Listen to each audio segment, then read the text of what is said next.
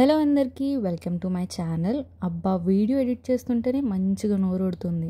చూస్తుంటేనే అర్థమవుతుందిగా. ఆలస్యం చేయకుండా వెంటనే నిమ్మకాయ పచ్చడి ఎలా చేసేదో చెప్పేస్తా, స్కిప్ చేయకుండా చూసేయండి. దీనికి మన మెయిన్ ఐటమ్ లెమన్స్. మంచిగా క్లీన్ చేసుకున్న తర్వాత ఒక క్లాత్తో తడి లేకుండా డ్రై చేసుకోండి.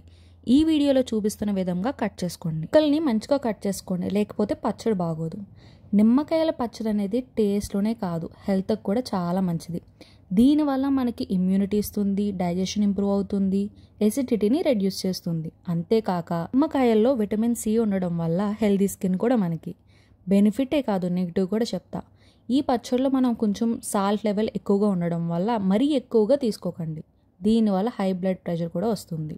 లిమిట్గా తీసుకుంటే చాలా మంచిది. ప్రాసెస్లోకి అయితే వెళ్ళిపోదాం. ఒక ఎయిర్ టైట్ కంటైనర్లో కట్ చేసుకున్న ముక్కల్ని వేసుకోండి.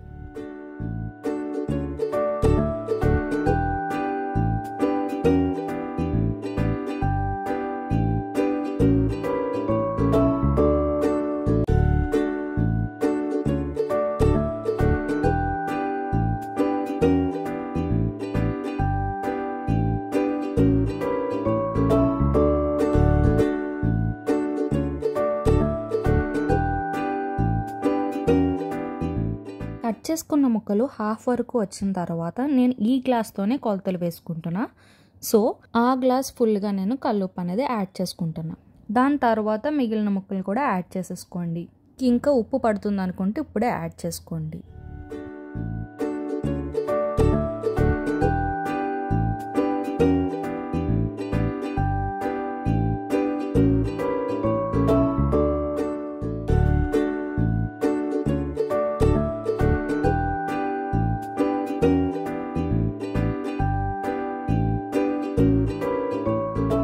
మనం నిమ్మకాయలు కట్ చేసుకుంటున్నప్పుడే చాలా రసం పోతుంది. అందుకని నేను ఒక 10 నిమ్మకాయల రసాన్ని కూడా పైన యాడ్ చేసుకుంటున్నాను. ఇప్పుడు దీన్ని మూత పెట్టి 9 రోజులు మనం దీన్ని స్టోర్ చేసుకోవాలి.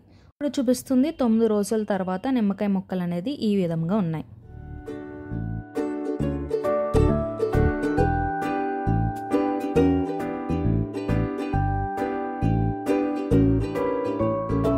ముక్కలు పెట్టుకున్న కంటైనర్లోనే మీకు పచ్చడి కలుపుకున్న వీలుంటే కనుక అందులోనే చేసుకోండి, లేదంటే ఇలాంటి గిన్నెలో ముక్కలు వేసుకోండి.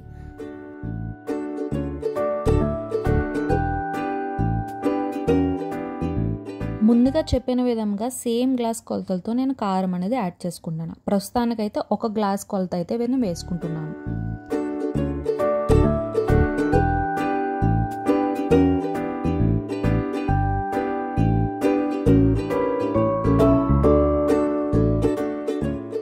నాకైతే ఇంకా కారం పడుతుంది, అందుకని అదే గ్లాస్ కొలత సకానికి నేను కారం అనేది యాడ్ చేసుకుంటున్నాను. కారం అనేది ముక్కలకి బాగా పట్టాలి, అందుకని బాగా కలుపుకోండి. మనం ముందుగానే సాల్ట్ యాడ్ చేసుకున్నాం కాబట్టి మళ్ళీ యాడ్ చేసుకోక్కర్లేదు. ఎంత బాగా కలుపుకుంటే పచ్చడికి అంత బాగా కారం పడుతుంది అండి. ఈజీగా నిలవ పచ్చడి చేసేసుకోవచ్చు. ఇది పెద్ద ప్రాసెస్ కూడా కాదు. వేడి వేడి అన్నంలో వేసుకుని తింటే ఉంటుంది టేస్ట్, చాలా అంటే చాలా బాగుంటుంది. అన్నంలోనే కాదు, టిఫిన్స్లో అయినా ఈ పచ్చడి బెస్ట్ కాంబో అని చెప్పుకోవాలి. ఆలస్యం ఎందుకు, మీరు కూడా ట్రై చేసేయండి. Thanks for watching.